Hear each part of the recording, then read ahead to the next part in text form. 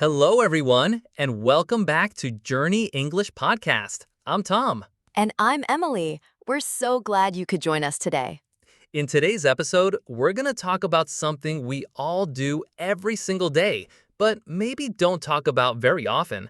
We're talking about our nighttime routines. That's right. A nighttime routine is the series of things you do before you go to bed. It's a great topic because it uses everyday vocabulary and actions. Understanding how native speakers talk about their evenings can really help you improve your conversational English.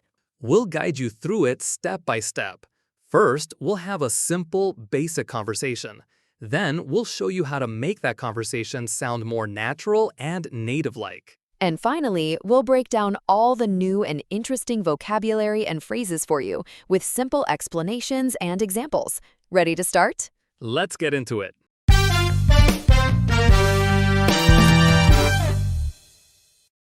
So, Tom, what time do you usually get ready for bed? I usually start around 10:30 p.m. What is the first thing you do? The first thing I do is brush my teeth and wash my face. Do you read before you sleep? Yes, I do. I usually read a book for about 20 minutes. Do you watch TV? No, I don't.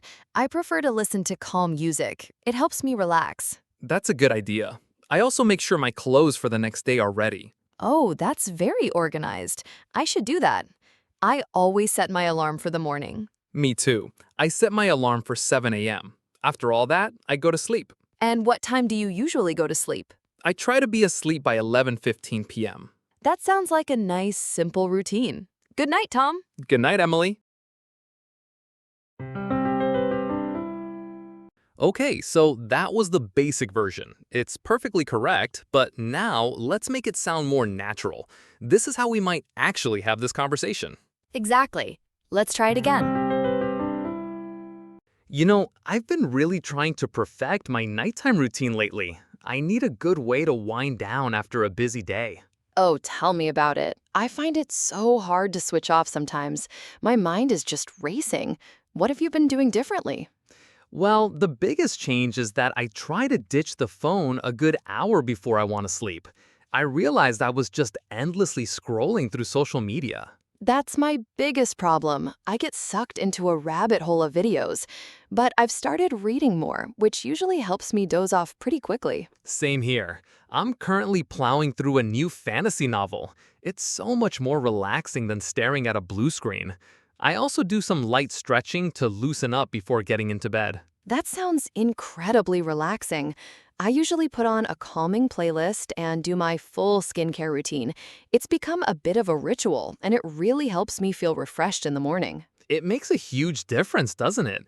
Once I'm done with all that, I lay out my gym clothes and set my alarm so I don't have to scramble in the morning. Smart move. Planning ahead is key. Well, I think after all this talk about sleep, I'm about ready to hit the hay. You and me both. Sleep well.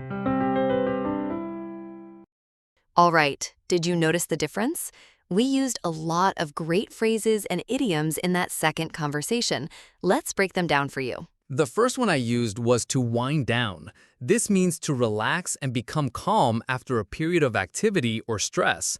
Tom says, think of an old clock that you have to wind up.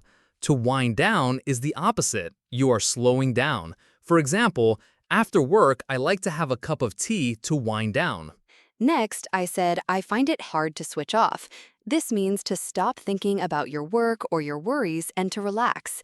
Emily says, imagine switching off a light in your brain. You stop it from working so hard. For instance, I find it difficult to switch off on the weekends. I'm always thinking about my job. Then I mentioned I ditch the phone. This is a casual way to say you get rid of something or stop using it because you no longer want it. Tom says, it's like throwing something away. For example, I decided to ditch my old car and start using public transport. A great little phrase for falling asleep is to doze off. This means to begin to sleep, often without intending to. It's a light sleep. Emily says, you might be watching a movie and your eyes start to close. You're dozing off. For example, the lecture was so boring that several students started to doze off. Next up was to plow through. This means to finish something that takes a lot of time and effort, like reading a long book or finishing a big project. Tom says, a plow is a farm tool used to push through heavy soil, so you are pushing through a difficult task. For instance, I have to plow through this report before the deadline tomorrow. I also talked about feeling refreshed. This means feeling less tired and having more energy. Emily says, it's the feeling you have after a good night's sleep or a nice, cool shower. For example, I felt so refreshed after my vacation. And what about to scramble? This means to move or do something quickly and in an urgent or disorganized way. Tom says, imagine you are late. You move very fast to get everything, but you are not calm. You are scrambling. For example, I overslept and had to scramble to get to the meeting on time. And finally, the most common idiom from our chat, to hit the hay. This is a very common, informal way to say, to go to bed. Emily says, it's a fun, casual phrase to use with friends. You can say, it's almost midnight. I think it's time for me to hit the hay. So now that you know all those great phrases, let's quickly review some common things people actually do at night before going to bed. To make it easy, I'll just tell you about my nighttime routine. It's pretty simple, and it really helps me wind down. Okay, so the first thing I usually do is take a shower. For me, it's the ultimate way to signal that the workday is officially over. It just washes all the stress away. After that, I'll do the basics, wash my face and brush my teeth. Standard stuff, but it feels so good to get clean and fresh before getting into bed. Once I'm in my pajamas, I'll do some light stretching. Nothing crazy, just enough to loosen up my shoulders and back from sitting all day. While I'm doing that, I'll often have a cup of warm herbal tea. Now, here comes the part where I have to be disciplined.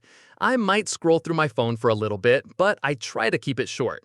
My goal is to then put the phone away and either read a book or write in a journal. Reading helps me escape my own head, and journaling helps me clear it out.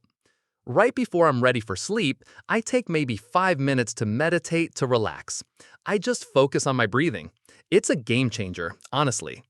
Then, the final steps. I set my alarm for the next morning so I don't have to worry about it. I turn off the lights, lie down, get comfortable, and from there, I just let myself doze off and hopefully fall asleep. And that's pretty much it. A simple routine to end the day on a calm note.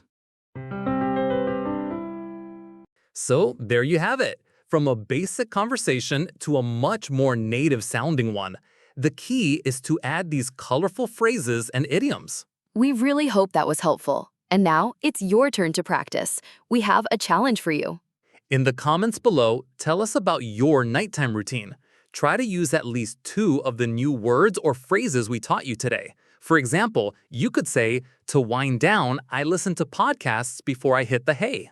We would love to read your answers. It's the best way to remember what you've learned. Thank you so much for joining us on Journey English Podcast. Don't forget to like this video if you found it useful and subscribe to our channel so you don't miss our next lesson. See you next time and sleep well.